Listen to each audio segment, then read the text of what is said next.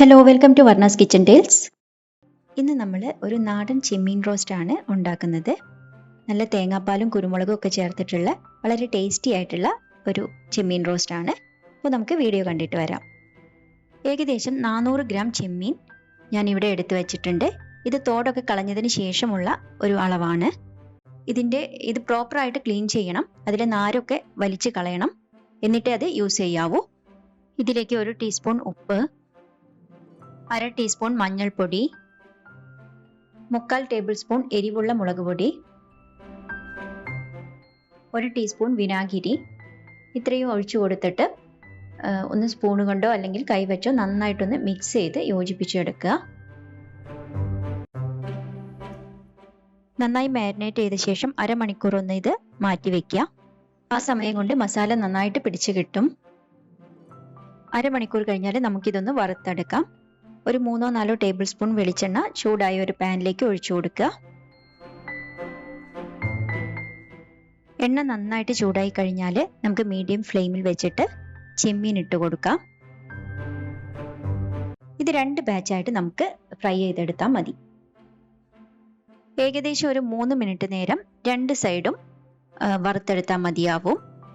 ഞാനിതൊന്ന് മറിച്ചിട്ട് കൊടുക്കുകയാണ്. രണ്ടാമത്തെ സൈഡും കൂടെ ഏകദേശം ഒരു 2-3 മിനിറ്റ് നേരം ഒന്ന് വറുത്തെടുക്കുക. ഞാനിത് എണ്ണയിൽ നിന്ന് കോരി മാറ്റാണ്. ഇപ്പം കുക്കായി വന്നിട്ടുണ്ട്.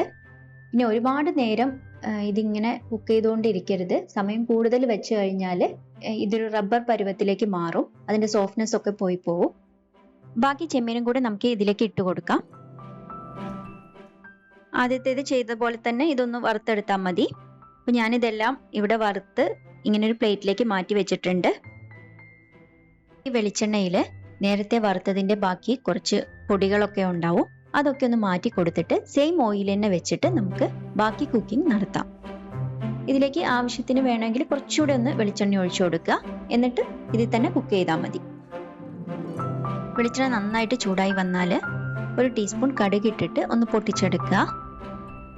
കടുക് നന്നായിട്ട് പൊട്ടി വന്നതിന് ശേഷം മാത്രം 1/4 ടീസ്പൂൺ പെരുംജീരകം അതും കൂടി അതിലേക്ക് ഇട്ട് കൊടുക്കുക. പിന്നെ നമുക്ക് വേണ്ടത് 10 വെളുത്തുള്ളി ചെറുതായിട്ടൊന്ന് കട്ട് ചെയ്തെടുത്തത്, 1 ഇഞ്ച് സൈസുള്ള ഇഞ്ചി നീളത്തിൽ അരിഞ്ഞത്. ഇതിൻ്റെയൊക്കെ ഒന്ന് പച്ചമണം വിട്ടുമാറുന്ന വരെ ഒന്ന് വഴറ്റി കൊടുക്കുക. ഇതിലേക്ക് ഒരു 30 ചെറിയുള്ളി ചെറുതാക്കി കട്ട് ചെയ്തതും കൂടി ഇട്ട് കൊടുക്കുന്നുണ്ട്. ചെറിയുള്ളി കൂടുതലായാലും കുഴപ്പമൊന്നുമില്ല. ഉള്ളി നന്നായി വഴറ്റി ഈ രീതിയിലായി കഴിഞ്ഞാൽ അതിലേക്ക് കുറച്ച് മസാലകൾ ചേർത്ത് കൊടുക്കണം. 1/4 ടീസ്പൂൺ മഞ്ഞൾപ്പൊടി, 1.5 table spoon Kashmiri chilli powder, garam masala 1/2 teaspoon. ഉപ്പ് ഈ സമയത്ത് ചേർത്ത് കൊടുക്കുന്നില്ല. ഇത് നന്നായിട്ടൊന്ന് മിക്സ് ചെയ്തതിന് ശേഷം നമുക്ക് തക്കാളി ആഡ് ചെയ്ത് കൊടുക്കാം. ഒരു വലിയ തക്കാളി തന്നെ എടുക്കുക. അത് ചെറുതായിട്ട് കട്ട് ചെയ്തിട്ട് നന്നായിട്ടൊന്ന് മസാലയിലൊന്ന് മിക്സ് ചെയ്തെടുക്കുക. തക്കാളി നന്നായിട്ടൊന്ന് ഉടഞ്ഞു വരുന്നത് വരെ ഇതൊന്ന് വഴറ്റി കൊടുക്കണം. ഇനി 1/2 ഗ്ലാസ് വെള്ളം കൂടി ചേർത്ത് കൊടുക്കുക. ചൂടുവെള്ളം ഉണ്ടെങ്കിൽ നന്നായിരിക്കും. ഒരു 1-2 മിനിറ്റ് വെക്കുമ്പോൾ തന്നെ ഈ വെള്ളമൊക്കെ ഒന്ന് വറ്റിയിട്ട് ഇതൊന്ന് കുറുകി വരും.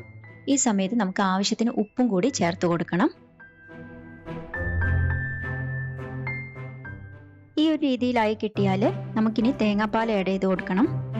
ഒരു 1/4 ഗ്ലാസ് തേങ്ങാപ്പാൽ മതി. അതും ഒരു സെമി തിക്കായിട്ടുള്ള പാൽ മതി. 1/2 കപ്പ് തേങ്ങയിലേക്ക് ഒരു 1/4 ഗ്ലാസ് വെള്ളം ഒഴിച്ച് മിക്സിയിലിട്ട് അടിച്ചിട്ട് ഒന്ന് പിഴിഞ്ഞെടുത്താൽ മതിയാവും. അപ്പോൾ തേങ്ങാപ്പാലൊക്കെ നന്നായിട്ട് മിക്സായി വന്നു കഴിഞ്ഞാൽ നമുക്കിതിലേക്ക് ചെമ്മീൻ ഇട്ട് കൊടുക്കാം. ഒരു തണ്ട് കറിവേപ്പില, 1/2 ടീസ്പൂൺ ക്രഷ് ചെയ്ത കുരുമുളക്, ഇത്ര ഇട്ട് കൊടുത്തിട്ട് വീണ്ടും ഒന്ന് മിക്സ് ചെയ്ത് കൊടുക്കുക. 1 മിനിറ്റ് നേരം ഞാൻ ഇതൊന്ന് അടച്ചു വെക്കുന്നുണ്ട്. മീഡിയം ഫ്ലെയിമിൽ വെച്ചിട്ട് ചെയ്താൽ മതി.